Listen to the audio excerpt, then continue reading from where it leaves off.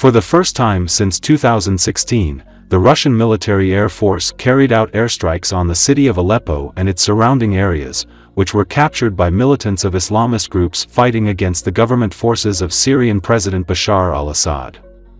This is reported by the AFP and Reuters agencies with reference to military sources. The bombing took place on Friday evening and Saturday night, the interlocutors of the agency specified.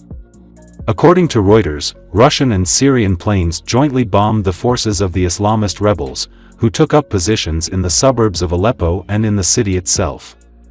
The Russian military has confirmed that aircraft of the Air Force of the Russian Federation are carrying out airstrikes on the positions of militants who are advancing in the Syrian provinces of Aleppo and Idlib. The authorities of Syria closed the airport of Aleppo. Syrian authorities have closed the Aleppo airport and all roads to the city, 3 military sources told Reuters.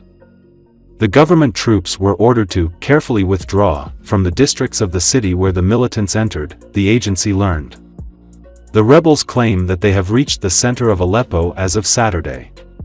Reuters reports with reference to sources in military circles that the Syrian authorities have closed the airport of Aleppo and the roads leading to the city. It is also reported that the Russian Federation has promised additional military aid to Syria, and new equipment will begin arriving in the country within 72 hours. The airstrikes on Aleppo are also reported by the Syrian Observatory for Human Rights, and according to the agency, the heads of the police and security services have left the city center. Militants of the Syrian Sunni radical group Hayat Tahrir al-Sham and their allies captured at least half of the city's territory during the rapid offensive, the Syrian Observatory for Human Rights confirms. According to its head, Abdul Rahman, the government troops of Syria left the city practically without resistance.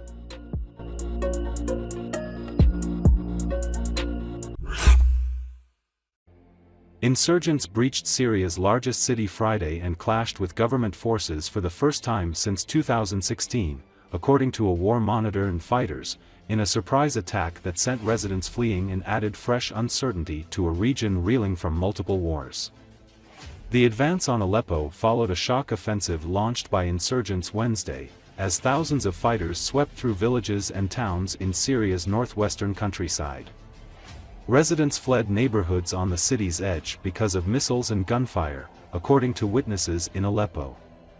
The Syrian Observatory for Human Rights, which monitors the country's unresolved civil war, said dozens of fighters from both sides were killed.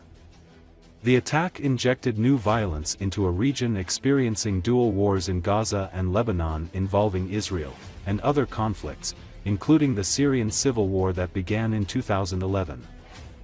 Aleppo has not been attacked by opposition forces since they were ousted from eastern neighborhoods in 2016 following a grueling military campaign in which Syrian government forces were backed by Russia, Iran and its allied groups. But this time, there was no sign of a significant pushback from government forces or their allies. Instead, reports emerged of government forces melting away in the face of advances, and insurgents posted messages on social media calling on troops to surrender.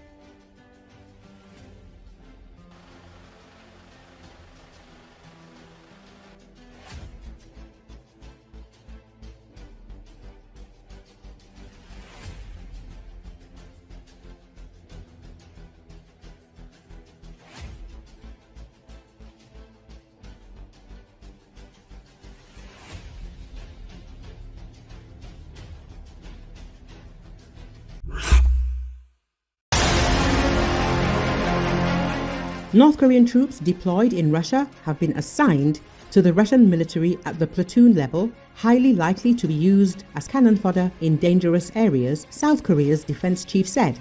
That's according to Yonhap. Defense Minister Kim Yong-hyun made the remark during a session of the Parliamentary Defense Committee. It should be noted that the war is led by Russia, and from the stance of unit heads of the Russian military, they are likely to send the North Korean platoons to the most dangerous and difficult areas, Kim said, stressing that the term cannon fodder well describes the situation.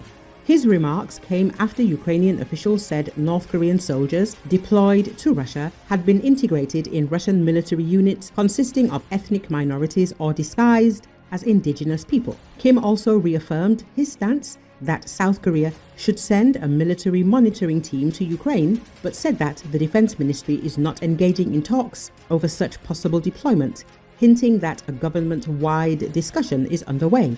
In regard to the possibility of Seoul's provision of weapons to Kyiv, Kim said South Korea will work in solidarity with the international community rather than directly addressing the issue. As reported earlier, a Ukrainian delegation led by Defense Minister Rustem Umerov visited South Korea for talks to discuss joint responses to emerging security threats. The delegation shared intelligence on the growing military cooperation between Russia and North Korea.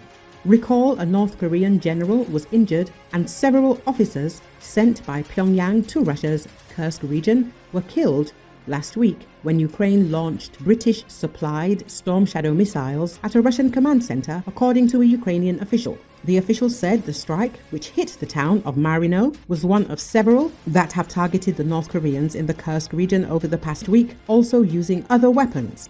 Ukrainian forces were actively searching for more positions where the North Koreans were present, noting that they had been spread out. He added, the identity of the general was not disclosed. Ukrainian intelligence said that North Korea had sent Colonel General Kim Jong-bok to oversee the Storm Corps Special Forces units deployed in Russia. It is unclear whether he was in Marino during the attack.